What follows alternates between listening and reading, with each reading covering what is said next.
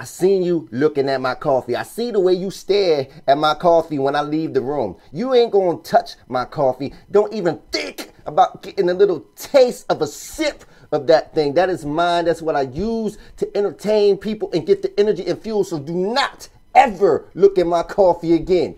This is what happens when people look at my coffee.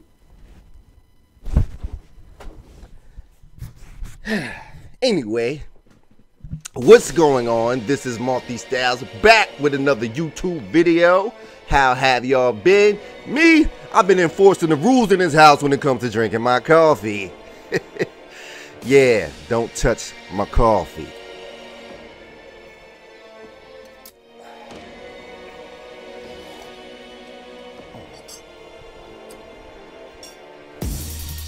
Well, now that that coffee thing is over with and everyone knows the rules, let's talk about The Walking Dead.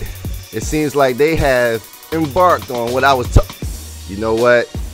I'm going to leave the link to that video in the description. This is not my second channel. This is my main channel. So I will be leaving the link to the description. When I was talking about I want them to have some stability for a little bit, just like they had the stability in the prisons. So I'm gonna leave that link in the description. But now it seems like they have more stability with that little community that they're in right now, and they just can't wrap their heads around the fact that they might actually be safe. You know what I'm saying? Rick and his paranoid ass, which is crazy because, you know, he got the same name as me.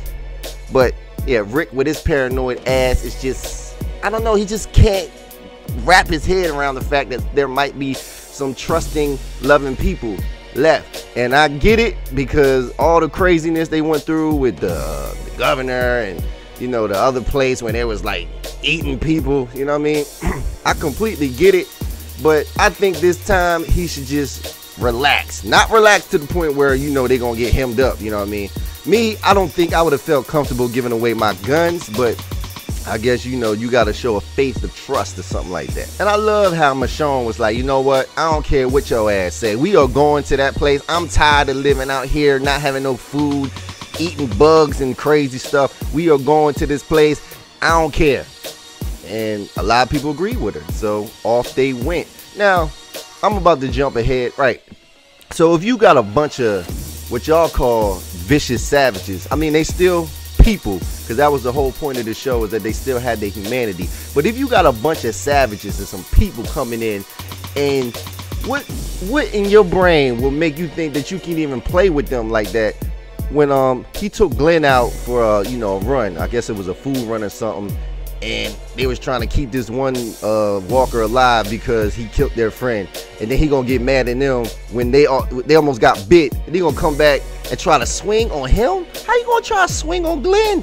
He been out there in the jungle in the madness for the whole entire time. You just go out there on your little food runs thinking that you all big and brave when they actually been out there. They don't have no place to come back to. You think you gonna swing on him?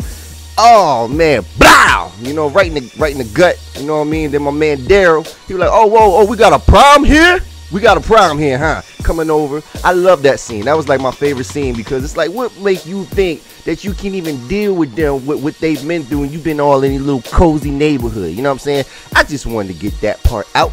And you know, another thing, I like the fact that they got the premise that that place is going to make them weak. Like Carl and Carol, which I think is hilarious, because Carl and Carol look alike, and then their name is Carl and Carol, and then they make the same facial expressions and have the same thoughts. Anyway, I like the whole point, the fact that they think that place is going to make them weak, so they're kind of apprehensive that if something go wrong, they're going to be too weak to be able to deal with that.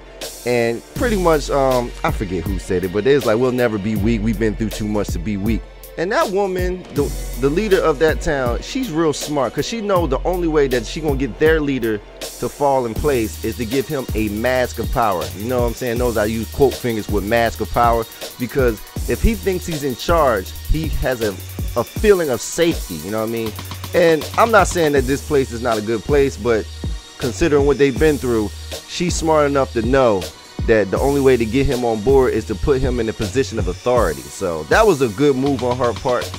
And man, let's see what happens here, man, because you know, every time they get in a nice spot, something terrible happens. So let's see what happens. And you know, the terrible thing is always someone dying, because they always like killing people on this show. Favorite characters that used to be on The Wire. Go look that up. So this is the end of the video.